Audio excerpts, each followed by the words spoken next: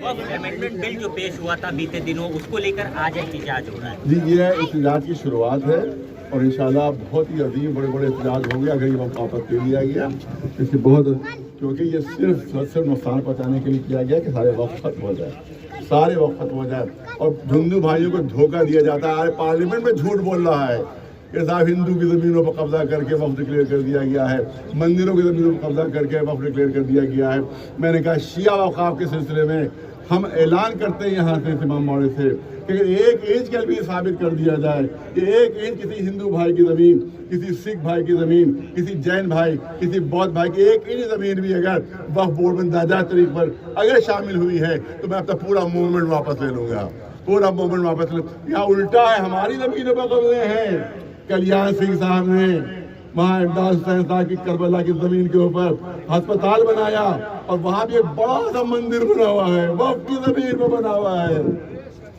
Sir आज देखिए हुसैनाबाद की जमीन पर कितने मंदिर बन गए हैं, यहाँ पे जाके देख लीजिएगा, सब हुसैनाबाद की जमीन है, वक्फ की जमीन है, तो मंदिर बने हुए हैं। इसका मतलब मामला उल्टा है। और जब हम एहतजाज करते हैं तो हिंदू मुस्लिम राइट की धमकी दी जाती है। सर जो ये बिल बनाई गई है उस पर क्यों नहीं एतबार है आप लोग? ज्वाइंट नहीं है वो, बिल्कुल उसमें मेजॉरिटी जो है बीजेपी वालों की है। 21 है उसमें, 21 में 9 जो है दूसरी पार्टियों के, 12 बीजेपी के हैं। उसमें क्या कि एक वोट भी अगर ज्यादा हो गया तो पास हो जाएगा वो, तो वहाँ 3 वोट ज्यादा है उनके तो पास तो हो ही जाएगा वो। धोखा है वो भी, जीपीसी भी धोखा दिया जा रहा है, उसमें धोखा, टोटल धोखा जीपीसी भी। तो क्या बीजेपी पे भरोसा नहीं है? बिल्कुल भरोसा नहीं उनको, क्योंकि मेजॉरिटी बीजेपी की है, उसमें बराबर का रखना चाहिए था उनको, बराबर का रखना चाहिए था कि जितने अपोजिशन वाले हैं उतनी बीजेपी को, उन्होंने अपनी मेजॉरिटी रख दी है तो अब कैसे इंसाफ की उम्मीद करें उनसे। बिल का क्या और अंबानी, अरे सारी शर्यत अंबानी को बचाने का है।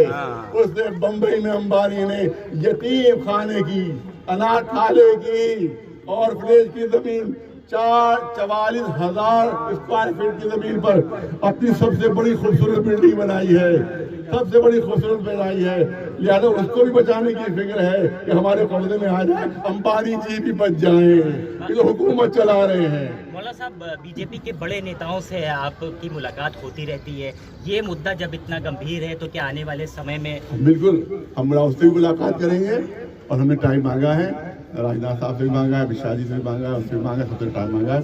और ख़ास तौर से हमने टाइम मांगा है नीतीश जी से मांगा है और नायडू जी से मांगा है, क्योंकि अगर इन लोगों ने हमारी बात नहीं मानी तो ये 2 अगर हमारे साथ दे देंगे तो ये बिल पास नहीं होगा। लिहाजा हम बिहार के मुसलमानों से भी कहते हैं कि वो भी दबाव डालें नीतीश जी पर, और क्या नाम है, तेलंगाना वहाँ के या आंध्रा के मुसलमानों से कहेंगे उन पर दबाव डालें कि वो इस बिल को पास न होने दें, वरना ये मुसलमानों के साथ सबसे बड़ी गद्दारी होगी और सबसे बड़ी नाइंसाफी होगी इस हुकूमत के जरिए से। और इसकी शुरुआत कांग्रेस ने की है, सुन लो, कांग्रेस ने शुरुआत की है वक्फ को कब्जा करने की। आज जाओ इंदिरा भवन बना हुआ है, आज जाओ जवाहर भवन बना हुआ है, ये वक्फ मीर आगा की जमीन है जिस पर कब्जा किया है कांग्रेस ने। और जहाँ देखो 123 औकाफ जो गस्ब किए हैं वो कांग्रेस ने गस्ब किए थे, कांग्रेस लिए थे, जिसमें शाही मर्दा भी शामिल है, जिसमें इमामिया हाल भी शामिल है, बड़ी बड़ी मस्जिदें शामिल हैं कि जिसको कांग्रेस ने अपने कब्जे में लिया था, कहा था ये वक्त नहीं है। उसके बाद वक्फ बोर्ड को किराए पर दिया गया है इन तमाम जमीनों को। देखिए तो बदमाशी, क्या वक्फ बोर्ड के जो पावर्स हैं वो भी आपको लगता है खत्म हो जाएंगे?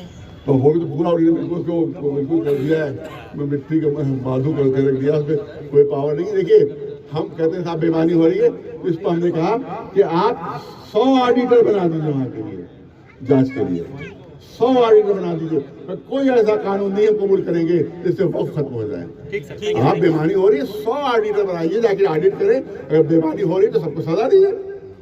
बेईमानी के हम हक में नहीं है, औकाफ के खत्म करने के हक में हम हैं कि वो खत्म ना होने पाए, चाहते वो बचा लिया जाए, वो औकाफ खत्म ना होने पाए, इसके हम हक में।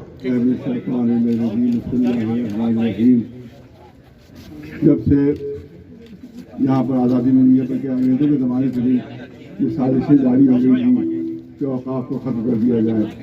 इसकी प्लानिंग अंग्रेजों के ज़माने से हुई है और वक्फ बोर्ड के ज़रिए से जो उन्होंने बहुत से हमारे वक़्फ़ ज़्यादा देती है, उस पर दर्ज नहीं की वक्फ बोर्ड में, जिसकी वजह से बहुत ही ज़्यादा जो है हमारी बर्बाद हो गई। लिहाजा अब साजिश ये है कि जो बकिया بھائی جائیدادیں ہیں وقف کی اس کو بھی ختم کر دیا جائے، اس کو بھی مٹا دیا جائے، جس کے لیے بل لایا گیا ہے کہ انتہائی خطرناک ہے یہ، جس لیے میں نے کہا کہ سانپ کا بل ہے یہ وقف بل نہیں، سانپ کا بل ہے کہ جس سے صرف ہماری قوم کو ڈسا جائے گا، اس سے کوئی فائدہ نہیں پہنچے گا۔